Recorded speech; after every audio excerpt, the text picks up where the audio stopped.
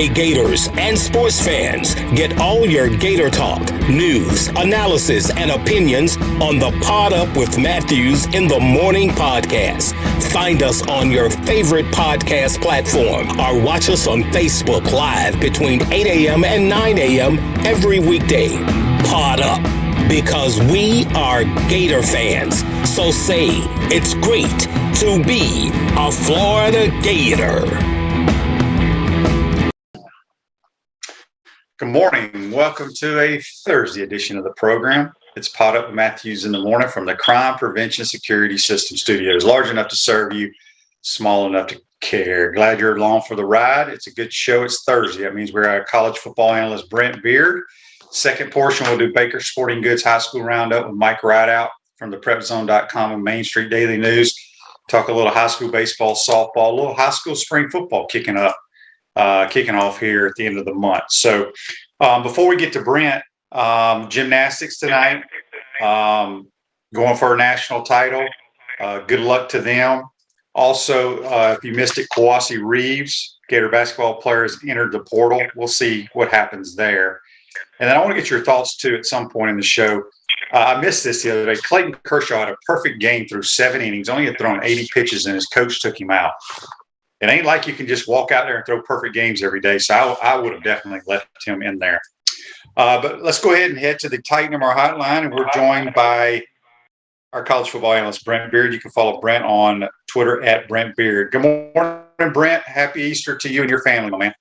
Happy Easter to you too, Shane. Great to be with you guys. And we are headed into a Thursday and a Saturday with a lot of spring games. And we also need to remember, and tonight is going to be the same way, is it's not on ESPN, ESPN2. It's not on the SEC Network. It's on SEC Network Plus. Mm-hmm. So everybody needs to find a 7 or 8 year old in the next few hours and have them teach you how to find SEC Network Plus, because it will be different than what you've dealt with before. But that is what all the spring games are on. And frankly, Shane, I'm going to be very interested in the reaction that people have to the SEC Network for not having, frankly, any of the spring games on either the network or their alternate channel. Yeah, the only school in the conference, just because I've had people mention that to me, Brent, well, why are we on SEC Network Plus and have to stream it? I mean, is that a reflection of our program? No, it's the entire league is doing it. The only school that is getting it on a regular cable is Georgia. Theirs is going to be on ESPN2, I guess, Saturday. So It is what it is. But, yeah, Chris Doring's on the call tonight for the streaming SEC Network. And so you can tune in if you can find it. We'll get to Florida here in a minute. Brent, some news and notes around college football. Obviously, there's been a lot of talk. I've had people chime in on my show as well about Arch Manning. There is no way in the world he is going to be a Virginia Cavalier. I will tell you that right now, people. There is no way that happens. Well, the reason he went to Virginia is his mother, Olivia, or grandmother, has a connection with Virginia, and I may miss that. It's either his mother or grandmother. But the point is, there's a family connection to Virginia, and Shane is correct. He is not going to Virginia. No, there's no way. Chris has a question for you here, Brent. I can help answer it as well. He says, can you ask Brent, it's brought to you by Mellon Law, the official law firm partner of the Florida Gators. Can you ask Brent what the advantage in recruiting is to having the game on a Thursday night instead of having it Saturday? Basically, where it fell, Billy wanted to get he was hoping, and he's hoping tonight, that the student body shows up because it's Easter break. So I'm sure a lot of students have already left to go home. So he knew on Saturday there wouldn't hardly be any students. Secondly, as we all know, his number one priority is recruiting. And if Yes. Alabama and Georgia and all these other schools that we're competing against for these athletes, the kid can only be at one place. So he moved Right. it to Thursday night for recruiting. Yep. Is that correct? Correct. Matt? Correct. Absolutely. And it's really a smart decision in that regard. Now, what I don't like about it is there are a lot of alumni and boosters who just can't go.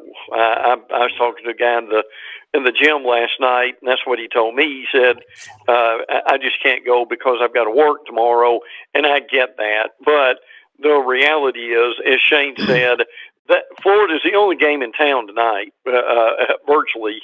So people can watch it, recruits can watch it, and they can be there.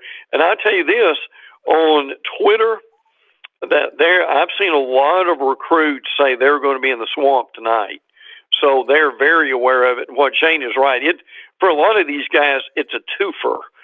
In other words, what we used to say in Alabama is you can basically go to Florida tonight, and you can go somewhere else on Saturday during the same 2 or 3 day span. So look, everything, and I mean everything, and this is a real feather in his cap, that Billy Napier does, it has something to do with the recruiting, doesn't it, Shane? It does. And yeah, tonight's going to be fun. They have not played a spring game for over 2 years. I don't know what you can take from a spring game, but I know people are excited. I know they divided the teams up.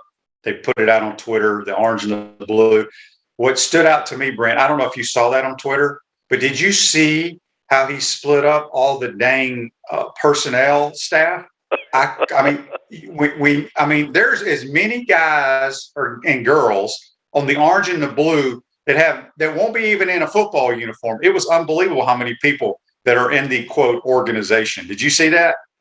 Yeah, one of the brilliant things that he does is he gets everybody involved, and look, a lot of those folks tonight won't play it down on the field, but they will feel like they're involved in the program.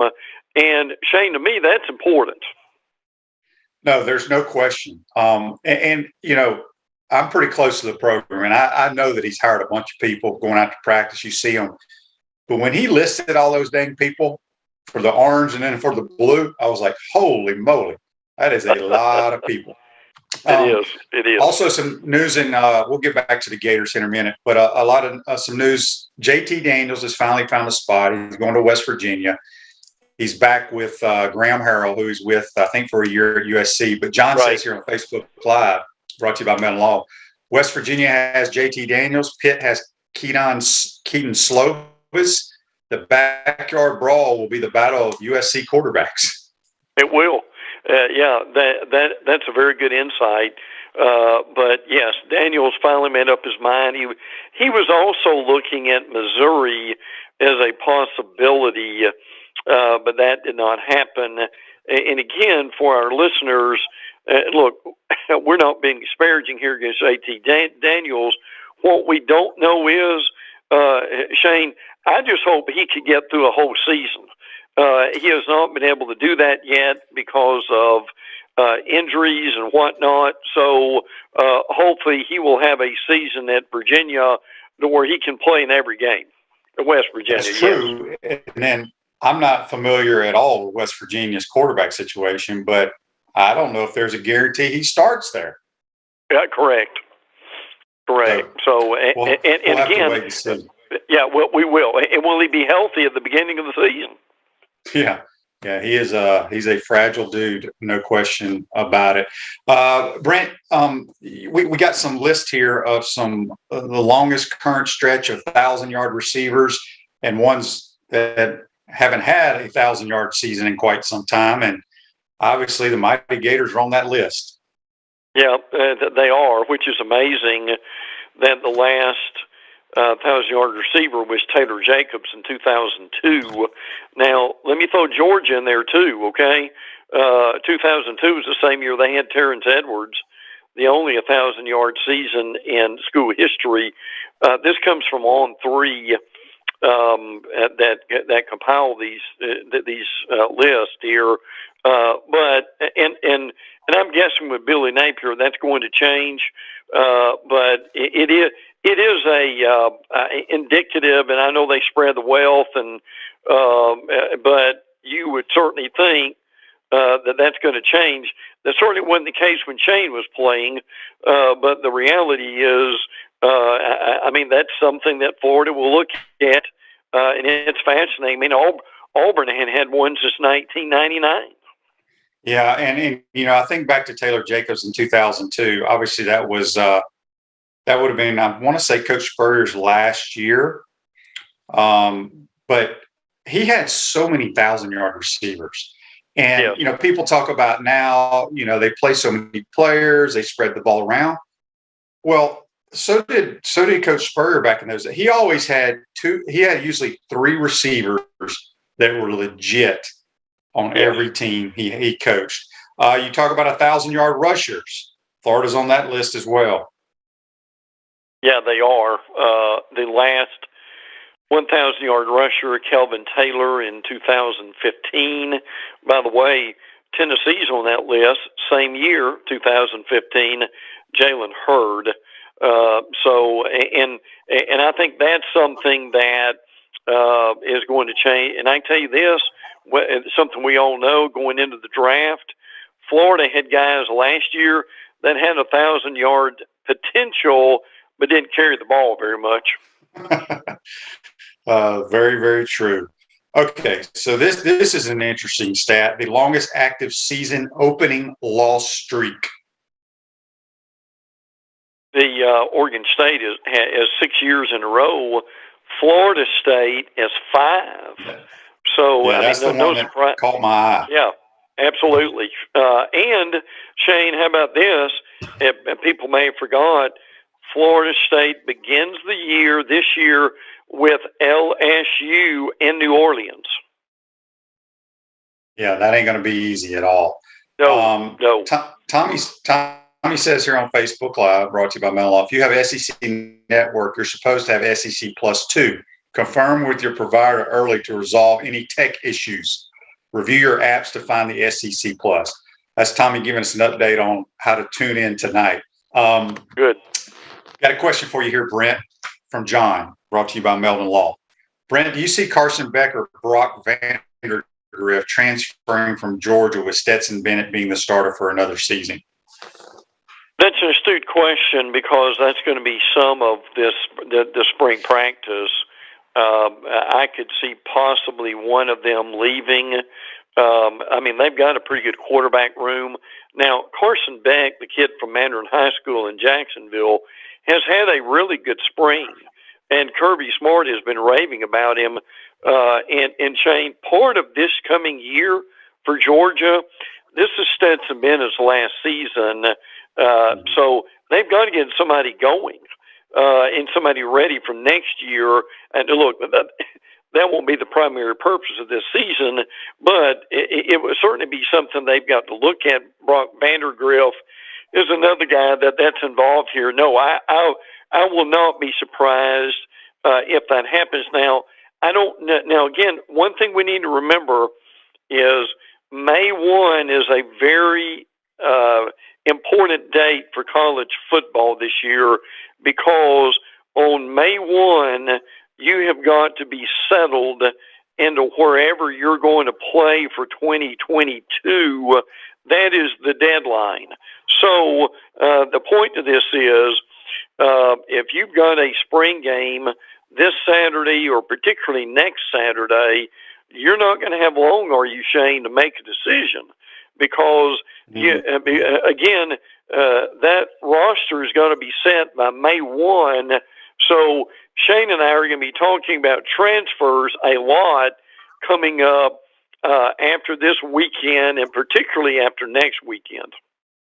Yeah. Speaking of that, Brent, we had somebody ask the other day because, Georgia's got a couple of offensive linemen, I believe, that are in the portal. Correct. And we couldn't remember the ruling. And I know you told me that if you are in the portal by May 1 and then you go somewhere else, you're eligible to play in the fall. can you go within the SEC and be able to play, or do you have to sit out? Do you know the answer to that? I will double check that, but I remember February 1 being the deadline that you would have to transfer. It was the intra when you transfer within the conference. But that's a good question. I will double check that. But they did have Clay Webb, the center, and Amarius Mims, an offensive tackle. Shane, listen to this. Mims is 6'7", 300. He has a 85-inch wingspan. Wow, that's a big human being. Back to the quarterback situation. I can't remember who asked you the question. It'll be interesting to see, because not only do they have Vandergriff and Carson Beck, 2 5-stars, don't they have another kid either coming in or already there? A really highly regarded guy. I could be wrong. Yes, they do. They've got a big quarterback room, no question. Yes. And the other thing is, a couple of them are going to transfer, because you know who's going to be going there next year, in my opinion, Arch Manning. Yeah. I think he's going to end up. And there are a lot of people. I really do. Yeah, that's very again, Texas, Alabama, or Georgia, or the folks who are that's what they're looking at this point as a possibility for Arch Manning with that too. So yes. Yeah, Andy says on Facebook Live, do the Gators have? We're talking about. He wanted to know if we had a shot at getting Georgia's Amarius Mims. He's supposedly looking for a big NIL deal. I went off on the NIL yesterday, Brent, on my show with JC. And if people have not seen it, they need to go on Twitter and look at the comments that Nick Saban made about it. And I couldn't agree more with him, because the NIL is not doing what it was made to be for. Right. You know, It's for name, image, and likeness. It's not about buying players. And I agree with what Coach Saban said. It's not right. So anyway, all right, Brent, let's get to real quick before we get to around the SEC. There was something I wanted to bring up to you with all the new coaches. I actually did a little research, Brent. No, I really didn't. Somebody sent me this. There's 14 new head football coaches in FBS that have 0 career wins in FBS. I'm going to read these to you and just tell me if you're surprised. Rhett Lashley at SMU, Stan Drayton, former Florida assistant at Temple, Mike Elko at Duke, Tony Elliott at Virginia, Brent Pry, I don't even know where he came from. He's the Virginia Tech coach. Brent Venables at Oklahoma, Joey McGuire at Texas Tech, Marcus Freeman at Notre Dame, Don Brown at UMass. Is that the Don Brown that was the defensive coordinator? Yep. Wow.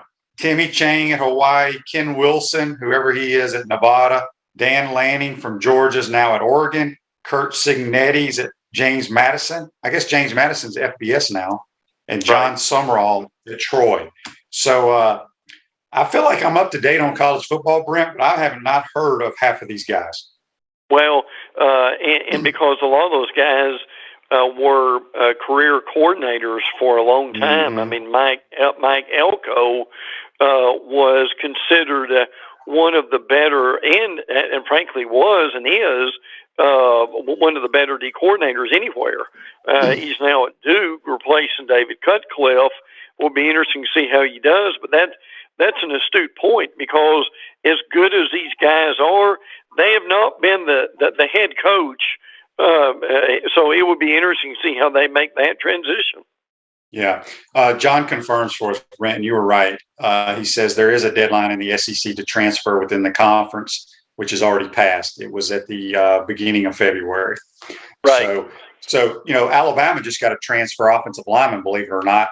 It's coming from Vanderbilt to Tuscaloosa. So he will not be eligible to play this year, according to that rule. What's going on up in Tuscaloosa, by the way? Anything exciting happening out of there? Well, they do have Steen in at this point, and now Now I will double check this. My understanding is he will be able to play. But again, great point. In that we'll double check all this. The other guy that Alabama may be getting is Tyler Harrell, who is a wide receiver out of Louisville. He is in the portal. He had 18 catches last year. 6 of them were touchdowns. So he was averaging 20-something yards a catch. Kamir Wheaton from Alabama has transferred to SMU. Bama has their A-Day coming up on Saturday, so they want to see how Jahmyr Gibbs, the Georgia Tech transfer, Jermaine Burton, the Georgia transfer, how some of those guys do during that time. That's going to be very interesting. Also, but yes, that and will be interesting to see what kind of crowd that they get this year too. Yeah. Okay. We've had ever since I mentioned that about transferring within the conference. A couple of people said that you can now you can get a waiver to possibly play right away if you transfer within the conference. So we'll see. Maybe the kid from Vanderbilt will get a waiver and be eligible to play in Tuscaloosa. We'll just have to wait and see. John says, Shane, when a player gets paid for NIL, do the people paying him must actually use his NIL in marketing? If they don't, then they are just giving money away. John, quite honestly, I don't understand the NIL the way I probably should. I think it changes daily. Like I've said yesterday on my show, I have no problem with the kid going to the mall, signing autographs, getting paid to come sign autographs or jersey sales, getting a car deal from a local dealership, whatever that is. Where I have a problem is saying, okay, we're going to set up these LLCs or whatever, and we're going to pay this guy $3 million to $8 million to come play football at our school. And we've never seen him take a snap, and he may never take a snap. Yeah. That's where I have a problem. That's what Nick Saban is talking about, buying players. Yes. It's just not right. And nobody will change my opinion on that. I don't even care if it was my own son. I think it's ridiculous. Well, and so you've got guys like that. So, I mean, there are players who have signed big deals and frankly were failures during last year after they signed the deal. So my question is, these businesses want to see it. Look, if they're going to sign somebody, Shane, they don't want them sitting on the bench, or they don't want them, if you're a quarterback completing 50% of your passes. So my question has always been with this name, image, and likeness is at some point, don't you have to produce a little bit if you're going to be associated with somebody? And when that continues to happen, what do these businesses do? Yeah. And what I said yesterday, now look, again, I've had Andy Staples on my show who does a great job at what he does. He has no problem with it because he's like, Shane, it's not your money. Why do you care? Well, it's not. It's the money's not the issue. It's the point. Correct. But also, I brought up yesterday with JC. So Brent, let's say you are a big time money guy for Alabama because you're an Alabama guy, and you give player X out of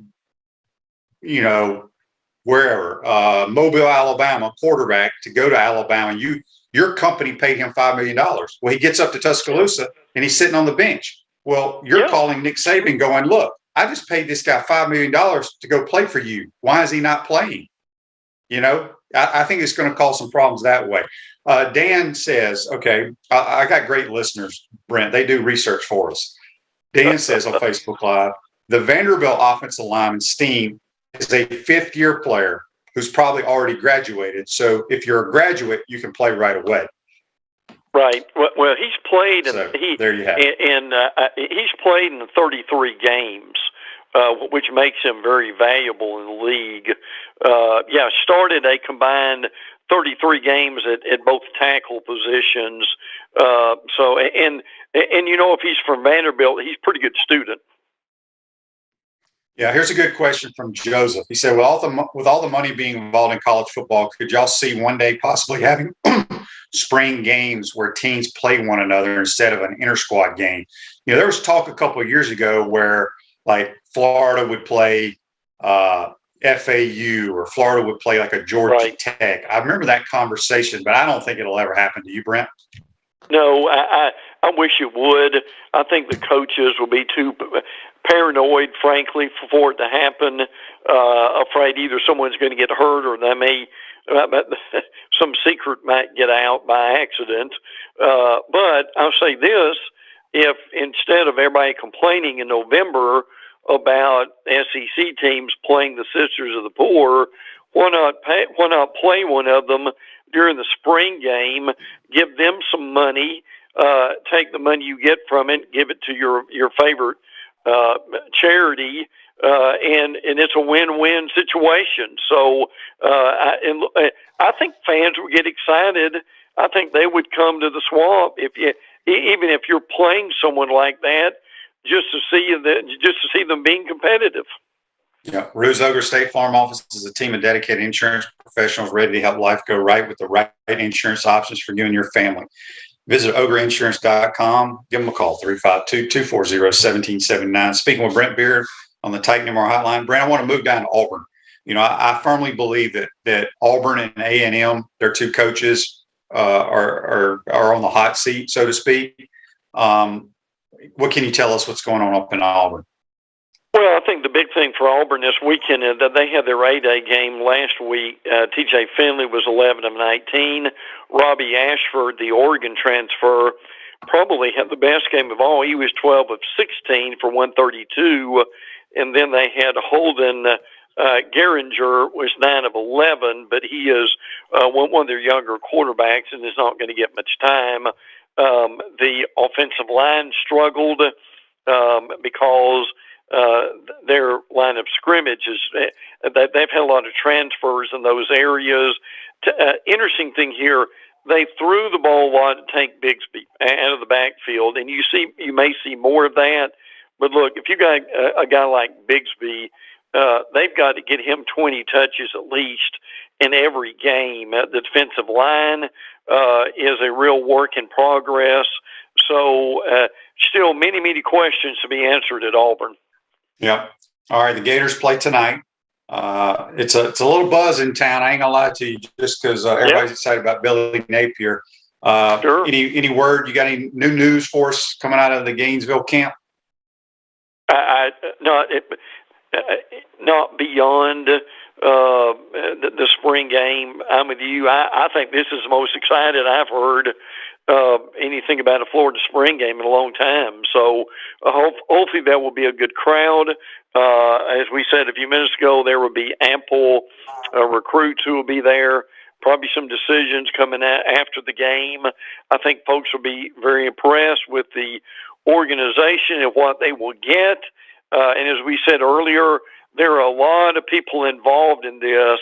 And one of the things Billy Napier does is he gives people ownership into the program. I don't care what your job is. And look, Shane, if you do that, I think that pays dividends for your program. Yeah. I hope tonight goes better than last week's scrimmage. That's all I'm going to say. Yeah. I was oh boy. Yes, it was not very good. Let's see here. Gene has a question on Facebook Live. Shane, do you remember on the Buddy Martin show, a question came up and you said you didn't know, maybe Brent would know. I forgot what the question was though. Oh, great, G. I mean, I've had a million concussions, G. I can't remember what I just ate for breakfast. He was. I do remember saying that though. Somebody asked me a question. I said, "Well, I bet my man Brent Beaird knows." But hell, I can't remember what it was now. That's hilarious. Brent, what's going on up in Kentucky? A lot of people are high on Kentucky. Will Levis is coming back. A lot of people think he could be a first-round draft pick next year. Listen, I love Levis. He needs to cut down on his mistakes. He was 7 of 8, 98 yards in the spring game. Now, Chris Rodriguez is back. He didn't play much. They're trying to find some wide receivers to replace Wan'Dale Robinson, who went to the NFL. It was in the mid-30s, and it was snowing at the Kentucky spring game. I saw that. So that cut down on a lot about what they were trying to do.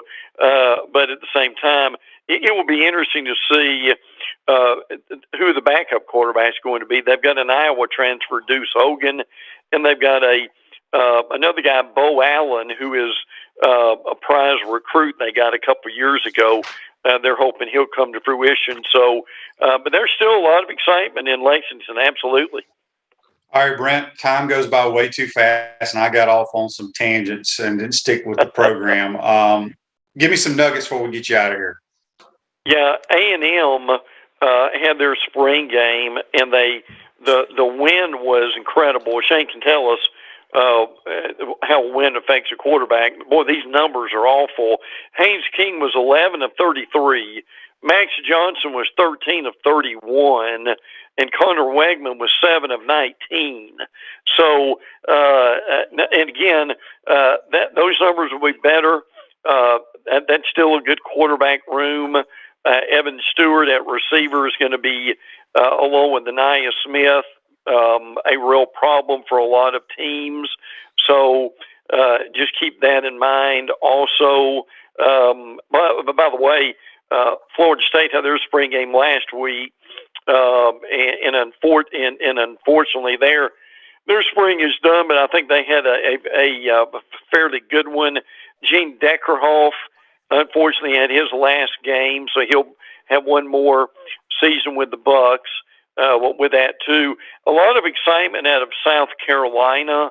They're having their spring game coming up this weekend. Spencer Rattler, Antoine Wells, Corey Rutger, quarterback, and 2 receivers. So kind of watch and see where that's going to go. Mississippi State, they're trying to find the backup behind Will Rogers. I think that will be interesting. They really like the Sawyer Robertson, who is the backup with that. LSU spring game's coming up in a couple of weeks, so we'll talk more about it next week. Arkansas is having a scrimmage. They're not having a spring game because of the Garth Brooks concert. That's pretty amusing. But at the same time, will be interesting to see what comes out of Arkansas. I think they're going to continue to be very good. Some people have even picked them second, if you can believe that, in the West. Jaden Hazelwood, transfer from Oklahoma, that's a guy to keep an eye on too. But we will certainly review and preview a lot of these spring games coming up. And again, just a word to the wise here, be prepared. It's not on regular television night or regular cable, but it's on SEC Network Plus. So as one of our listeners wrote in a few minutes ago, you're probably good to spend the day learn how to do that. Yep, no question. Brent, great stuff as always, buddy. Have a great Easter, and we will talk to you next week. Great Easter to all the listeners. Look forward to hearing Mike Ridaught in a few minutes. Yeah, that's Brent Beaird. Join us on the Titan MR Hotline. I'm going to take a quick time out. We come back. We're going to talk a little high school sports on the Baker Sporting Goods High School Roundup with our good friend Mike Ridaught. You're watching and listening to Pot Up with Matthews in the Morning. We want to take this moment to thank all our sponsors who keep the show going and pay the bills. Crime Prevention Security Systems, large enough to serve you, small enough to care. Titan MRI, Gainesville's only locally owned and operated MRI facility. Meldon Law, won't back down. Peachland Dental, Gator Nation's first choice for dentistry in Port Charlotte. Comfort Temp, comfort is our business, peace of mind is our promise. QC Kinetics, live pain-free with QC Kinetics. Great Clips, it's gonna be great. Our Gridiron sponsors are Auto ER, UF Bookstores, Celebration Point Town Center, South State Bank, Chris Doring Mortgage, Silverback Concrete Co. Some of our touchdown sponsors are MB Listing, McDonald's of Gainesville, My IT Masters, Gainesville Neon and Signs, 84 Lumber, Tropical Smoothie Cafe, Avera and Smith, Dowling Signs, Baker's Sporting Goods, Ruse Ogra Agent, State Farm Insurance, Silver Q Billiards and Sports Bar. If you are interested in promoting your business on the show, visit potupwithshane.com and click the advertise button. Again, thank you to all the great businesses that support the show. If you like what we are doing here, make sure you follow us and support the businesses that support us. Pro football legend Emmitt Smith understands your joint pain. It does not surprise me that there are a ton of people out there that's in pain. That's why Emmitt is such a proponent of QC Kinetics, offering real lasting joint pain relief with non-surgical, all-natural biologic treatments. Whether it's a joint pain, ankle pain, shoulder pain, neck pain, back pain, hip pain, any kind of pain, the body eventually will break down when it's under that much stress. That stress can cloud your judgment to the point that you'll just say yes to the scalpel or yes to another prescription of pain pills. But maybe it's time for a second opinion from QC Kinetics. The reason why I would recommend this is because the natural biologics that QC Kinetics is providing you gives your body a chance to naturally heal itself. Restorative, regenerative solutions are here. Get lasting relief and live your life. Call QC Kinetics 352-400-4550. That's 352-400-4550. QC Kinetics 352-400-4550. Welcome back to the Crime Prevention Security System Studios, large enough to serve you, small enough to care. Celebration points where the Gators go to celebrate. With premium brands like Dave & Buster's, Bass Pro Shops, Hotel Indigo, Medici's, Escapology, Kilman's, and the HBC's restaurant Spurrier's Gridiron Grill, where you can get 50% off a bottle of wine every Wednesday. We'll see you at Celebration Point where the Gators go to celebrate. I bet our next guest had him about 3 bottles of 50% off bottles of wine last night. Mike Ridaught. How you doing, my man? Good, Shane. How you been? Doing good. Real quick, before we get to high school, I got a Facebook Live here brought to you by Meldon Law from John. Listen to this, Mike. It's pretty funny. He says, Shane, I met you in 1990 at an ATO party. You had like 2 to 3 big offensive linemen around you. Did Coach Spurrier want them to keep an eye on you, or was it just a case of those were your buddies? If smart quarterbacks hangs out with his linemen, John. But no, I had a really good bond with my lineman, and Coach Spurrier told him to keep an eye on me. Heck, I don't know. But I always had a good relationship with my offensive lineman and any quarterback. And I'm sure the lineman wanted to do the same. You know, I'm sure they want to look out for you too, you know? Yeah. We appreciate you taking time to join the program. Are we at mid-season or past mid-season for high school softball and baseball? Oh, we're definitely past mid-season because we've only got today, tomorrow, and then 2 more weeks left in the regular season. The district tournaments for both softball and baseball are the first week of May. You know, it used to be that softball would start a week earlier before baseball. Now, this is interesting, I don't know that I can ever remember this happening. The high school softball season will end, you know, with the state tournament, the Final Four championship games, after baseball season, which is kind of strange this season. But yeah, we're winding it down. A couple weeks left in the regular season, and it should be pretty interesting May. All right, so let's start with softball. Andy's got a question here for you on the Titan MR text line. Or no, let me apologize. It's on the Facebook Live brought to you by Meldon Law. He says, Mike, based on what you've seen, who has the best shot to win the girls' state 1A softball title? Trenton, Union County, or Williston? That is a great question, and let me tell you why. I have seen all 3 teams. At first, I thought it was Union County. At one point, I think they were 10-0, ranked number 1 in the state. In fact, they're still ranked number 1 in the state by Max Preps in 1A. Trenton has started off slow, but it's a very young team.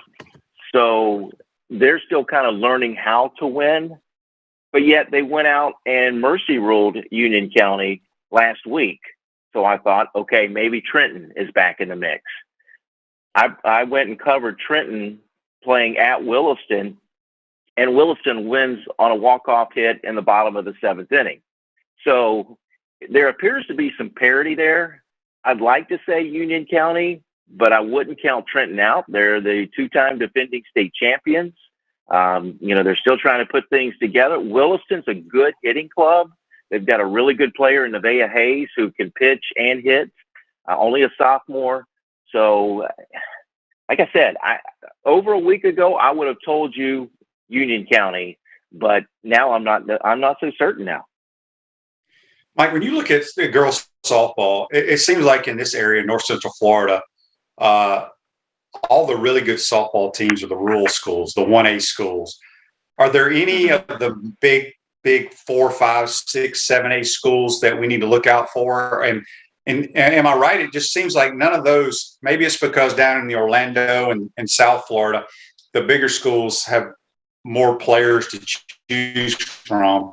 But what's some of the bigger schools around here that may have some success in postseason? You know, I still think Gainesville High School, based on the district that they're playing in, has a chance to get into the postseason. It's a team that really struggled early defensively. Shane, in their first 2 games, Gainesville was 1-1, but they had committed 16 errors in their first 2 games. Oh, yes, they moved some girls around. So Chris Chronister, their head coach, has kind of toyed with the alignment defensively, and they did get better. They got way better defensively, and when they played good defense, they won.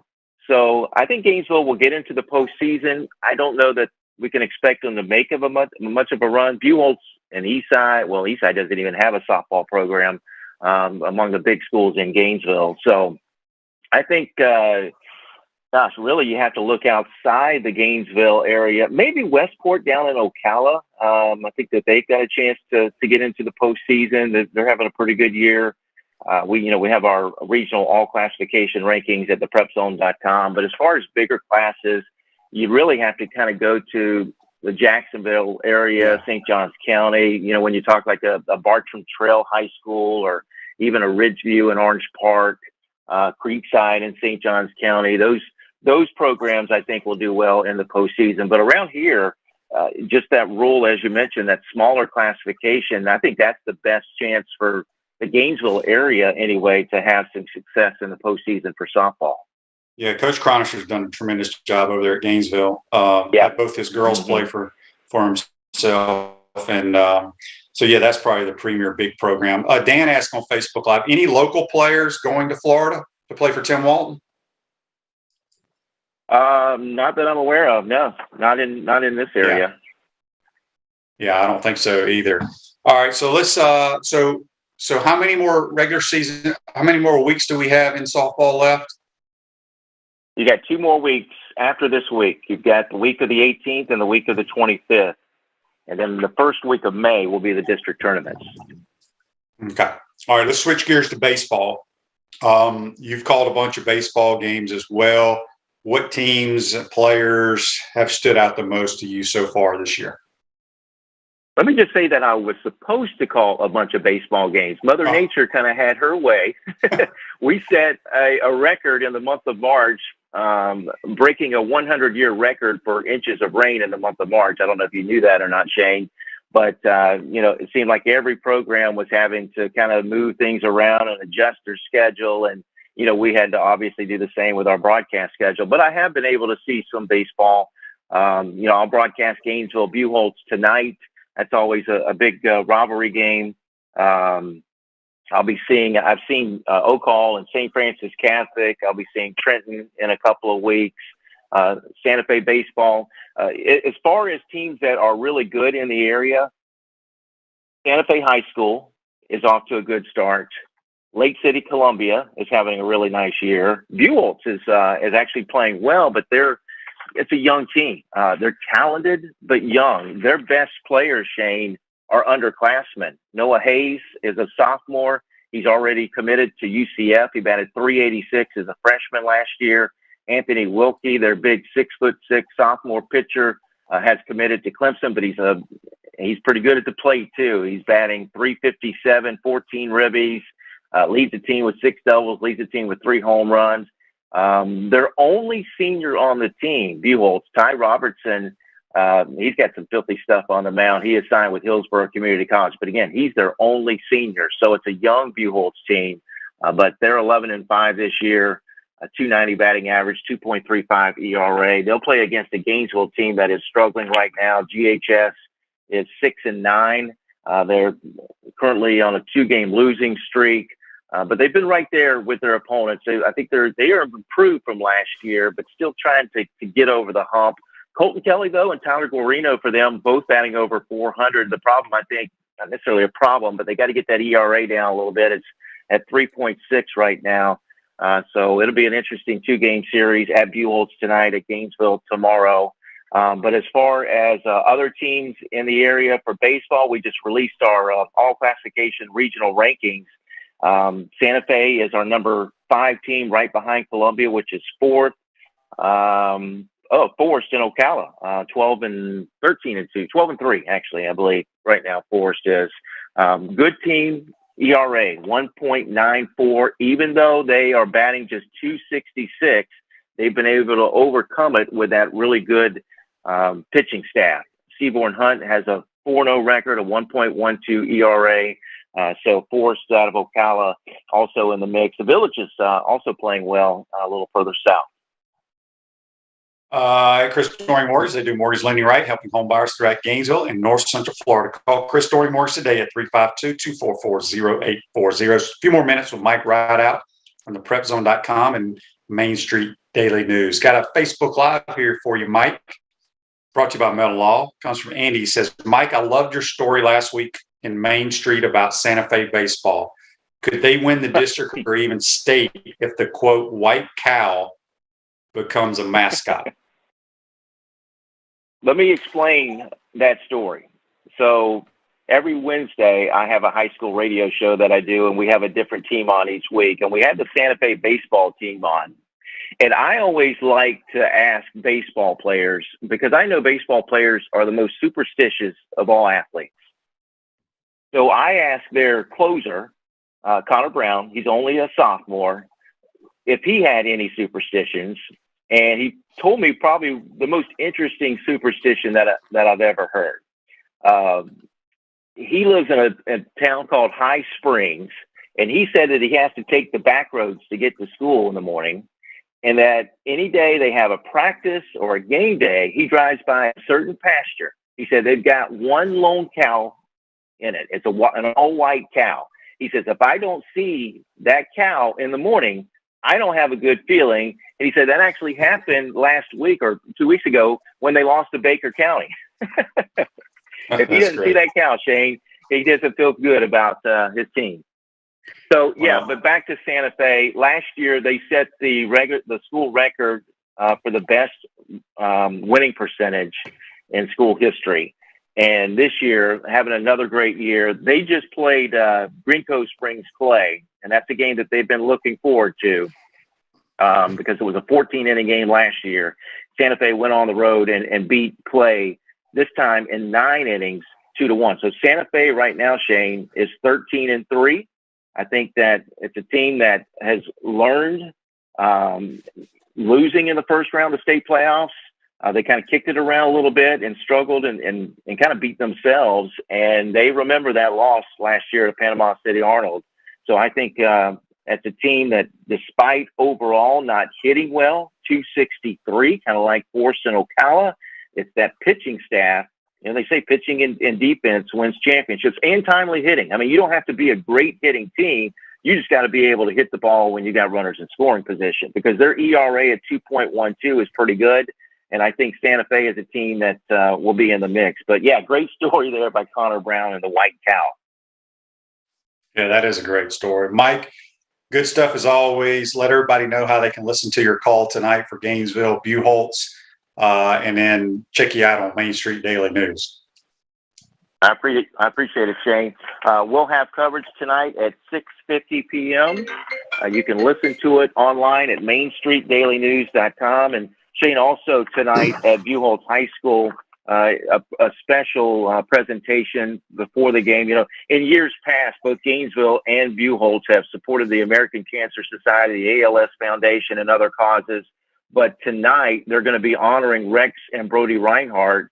They're recognizing the newly created Rex and Brody Foundation. As you probably remember, Shane, Rex and Brody Reinhardt were tragically killed by their father last year. They were both avid baseball players. Rex would have been a freshman in the Buchholz program this year, but their mother, Mindy Prince Reinhardt, will throw out the first pitch tonight. And the catcher, this is a great story here, the catcher will be using Rex's glove to catch that first pitch. That's awesome. It is. It's Yeah. a sad story, but they're doing a lot of good things, and those boys honor for sure. Real quick, we have a question here. I'll be on the call. Okay, I'll be on the call tonight. Marty Palman will be on the call on Friday at Gainesville. Both games will be broadcast at MainStreetDailyNews.com. Good stuff. Spring football starts, April 25th? April the 25th, yeah. So we're just a couple of weeks away from, just under 2 weeks away from spring football. A lot of new coaches. Good time. Too. Pretty interesting. Yeah, there are. Pretty interesting coach coming over to Williston High School, too. So we'll see how that goes with Coach Pruitt. That should be fun. No doubt about it. Mike, great stuff as always, buddy. We'll talk to you soon. All right, Shane. Have a great day. Thank you for the time. Yeah, that's Mike Ridaught, who does a phenomenal job covering high school sports in North Central Florida and around the state for Main Street Daily News and PrepZone.com. I'm going to take our final time out, come back. I got some texts and some questions I need to get answered for you guys. You're watching and listening to Pod Up Matthews in the Morning. We want to take this moment to thank all our sponsors who keep the show going and pay the bills. Crime Prevention Security Systems, large enough to serve you, small enough to care. Titan MRI, Gainesville's only locally owned and operated MRI facility.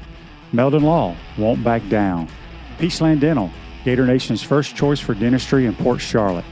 Comfort Temp, comfort is our business, peace of mind is our promise. QC Kinetics, live pain-free with QC Kinetics.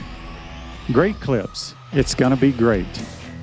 Our Gridiron sponsors are Auto ER, UF Bookstores, Celebration Point Town Center, South State Bank, Chris Doring Mortgage, Silverback Concrete Co. Some of our touchdown sponsors are Campus USA Credit Union, Adams Rib Company, Doreen Wiebe Realtor, Caldwell Banker MM Parish, Gator Dominoes, Celebrate Primary Care, Gator Bait Media, Okido America, Style Cuts, Big Mills Cheesesteaks. If you are interested in promoting your business on the show, visit potupwithshane.com and click the advertise button. Again, thank you to all the great businesses that support the show. If you like what we are doing here, make sure you follow us and support the businesses that support us.